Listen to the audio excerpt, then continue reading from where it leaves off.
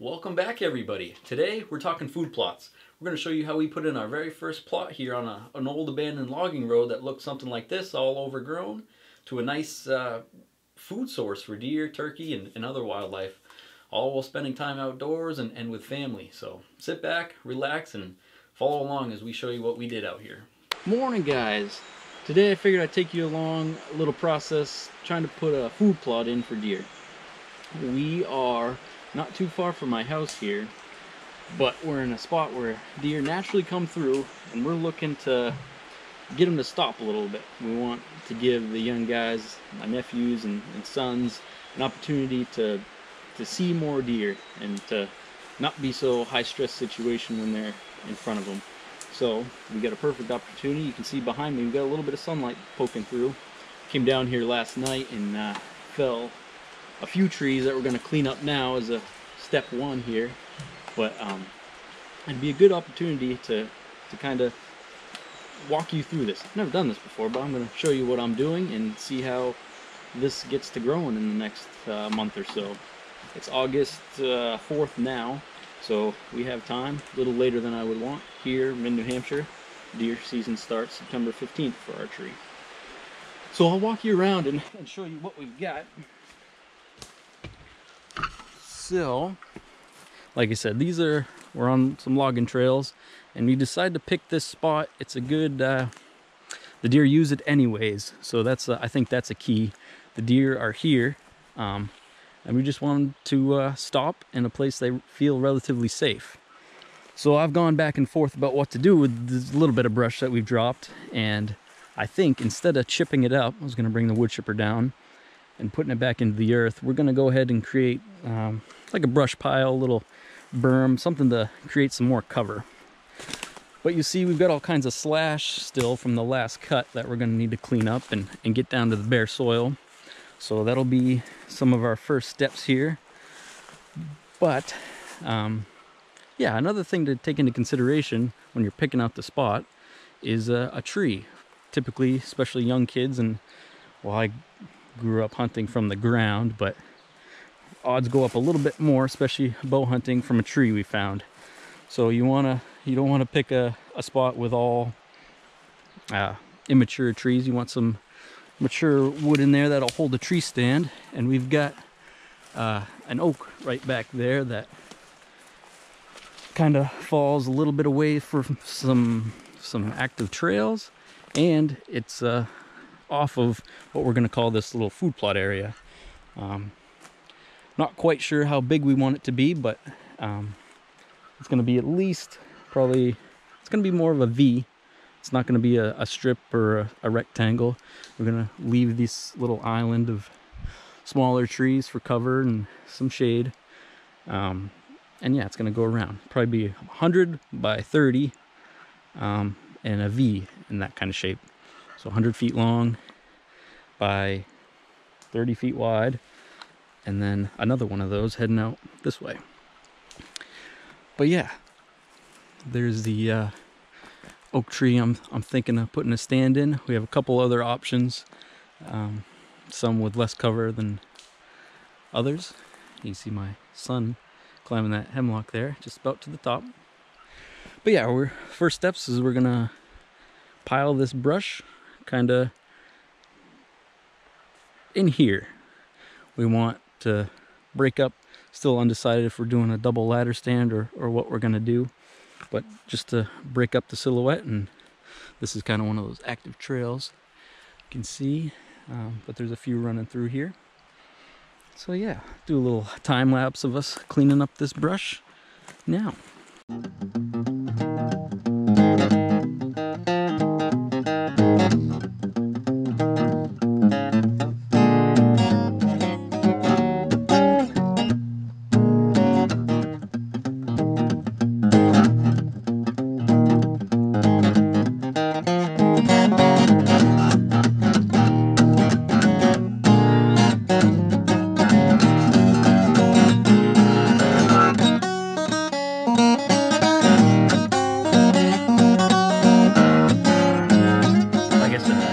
I'm gonna fire up the rotary cutter and try and level some of this out take down the big ferns and weeds, not that there's many of them, after I push some of the bigger logs out of the way.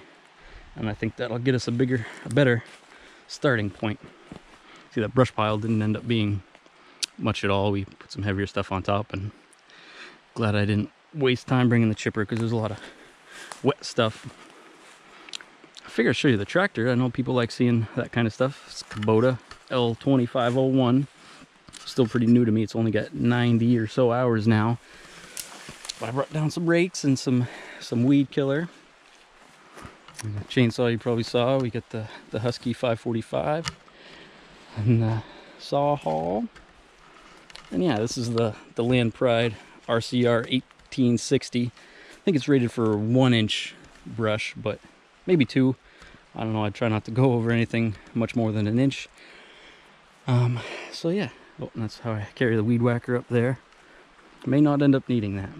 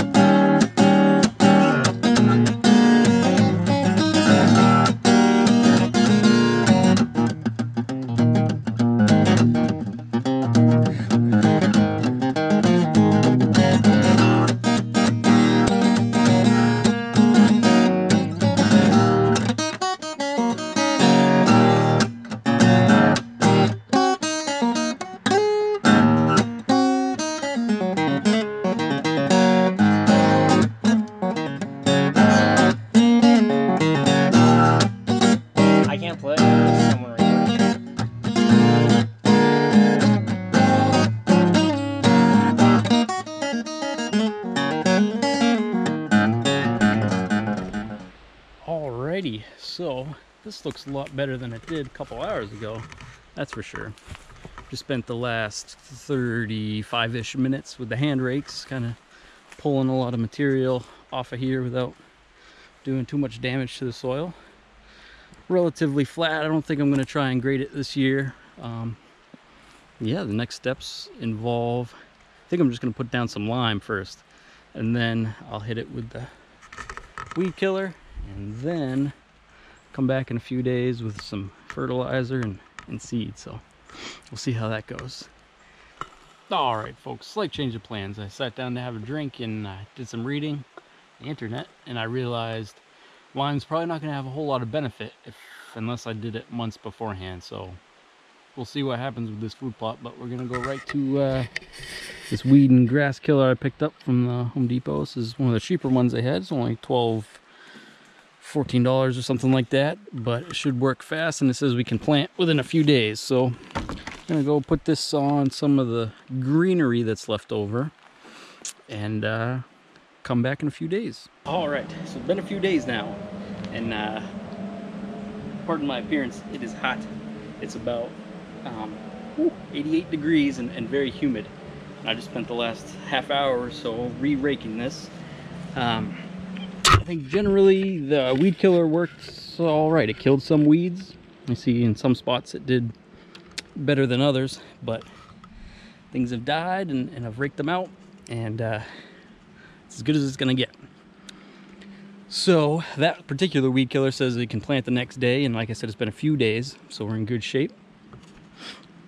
There's a lot of raking. Hopefully I don't have to do that again. There's got to be a better way. I might take the rototiller down here next year if we decide to do something here again.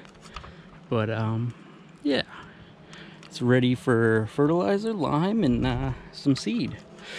I did spend the morning, not the whole morning, but I got a hang-on stand up there. Just needs a few lanes cut out, and it'll be good to hunt. Pretty excited about this spot. I took the brush hog through there. Looks a lot better. But anyways, I'll show you what we got for seed, and its recommendations as far as lime and fertilizer. We got that too. I brought the Scott's broadcast spreader down here just to, because I have it. So this is what we decided to go with. It's Whitetail Institute Imperial Bow Stand. These are 4-pound bags. It says it plants up to 4,500 square feet, which is more than this. This is only going to be, I don't know, 4,000 at most, less than 1/10 of an acre. But yeah, it comes with planting instructions, dates based on where you live. Yeah, the biggest critique on this is that it's mostly ryegrass. It was cheap though. It was only I don't know, $12, $14 down at the local grain store. So yeah, you got ryegrass, rape, clover, oats, a little bit of peas, radish, chicory, other. So yeah, just something to try out. The directions say you're going to want to put down 100 pounds of lime. We got 120. We'll do most of that, because I plan to just get by with one bag. We'll see what the coverage looks like when I put it down. And it says 25 pounds of 13 general purpose fertilizer. And this is what we got. So that's most of a 40-pound bag. So I'll end up putting most of that down as well. And yeah, I'll plop a trail camera down here somewhere and touch back with you guys. And well, I'll mention that it says to rake it in after, so I'm going to put it all down, rake it in, try to ensure good seed to soil contact throughout. This is pretty wet stuff. I mean, we're just coming out of the wettest July in a long time here, and it's going to stay kind of like it is now for the rest of the week, which is good. Very warm, soil's definitely warm enough, but very unsettled weather, so it's going to rain on and off every day, hopefully. So that's the plan, and give you weekly updates for the next month or so. So if you haven't figured it out by now, these clips are from a couple years ago. Being a couple years removed, I have some success stories to share with you. I'll share some photos of my son and my nephew, some deer they've gotten over just the last couple years at that plot, at and around that plot. So it's a great family experience. We're having a lot of fun. Me and my son are having fun making these videos. So if you're getting anything out of this, please consider subscribing to the channel or giving us a like. We appreciate it. And here's the rest of the germination process. All right, we are calling this day 7 here.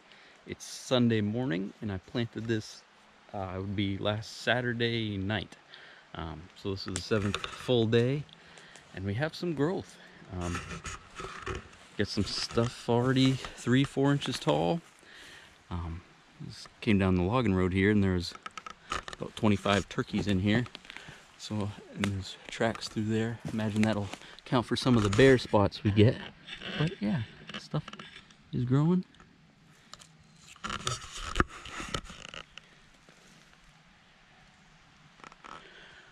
So yeah, pretty impressed for 7 days in the ground. Didn't rain nearly as much as the forecast led on. It, like I said, planted it Saturday night.